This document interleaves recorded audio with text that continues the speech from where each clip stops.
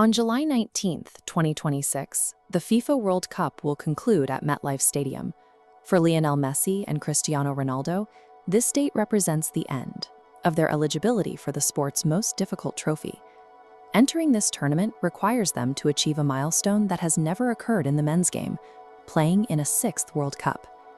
The difficulty lies in the timeframe. Maintaining elite performance across 6 four-year cycles requires outlasting 2 decades of physical wear and 3 different generations of younger, faster opponents. This longevity has moved past being a statistical record. It is now a countdown toward the conclusion of 2 careers that have run in parallel since 2006. However, there is a specific gap in the history of their rivalry that neither player has been able to close. They have met over 30 times at the club level, but despite 20 years of competing for the same international trophies, they have never shared a World Cup pitch. In a rivalry defined by constant comparison, the absence of a knockout stage meeting remains the only significant scenario their careers haven't produced. It is the one environment where their statistics cannot be compared side by side. The 2026 tournament is the last logistical opportunity to force this matchup and provide a conclusion to their international history. Both men enter the tournament under vastly different pressures. Lionel Messi arrives as the defending champion.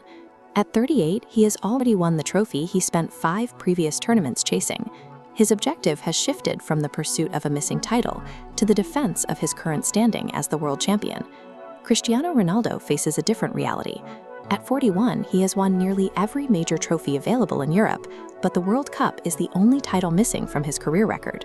He is playing for the one outcome that would equalize the 20-year debate over which player achieved more on the international stage.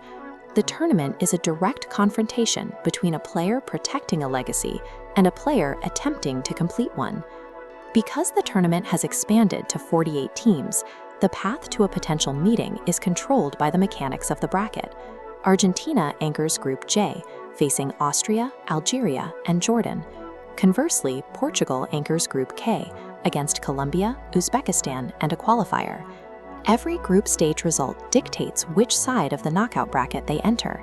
The opening 3 matches function as a sorting process, calculating if and when these 2 paths will eventually cross.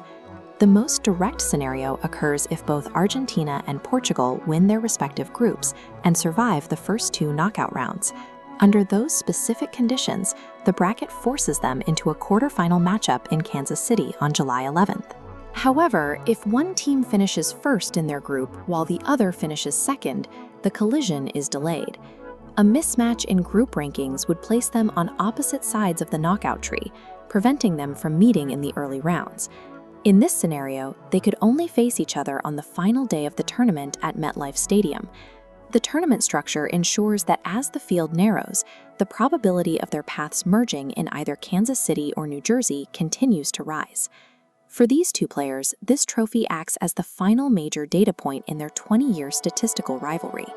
If Messi wins a 2nd consecutive title, he achieves a level of international success that his rival cannot match.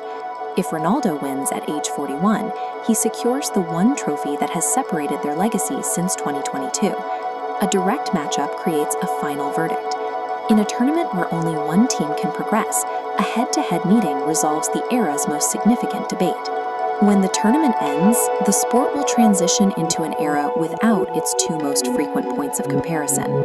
The retirement of Messi and Ronaldo will leave a vacancy in the sport that has been occupied by their rivalry for 2 decades. Football will lose the 2 players who have defined the standard of individual greatness for an entire generation of fans and athletes.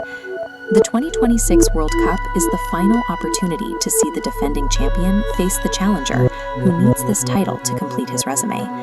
Between these 2, who deserves this trophy more?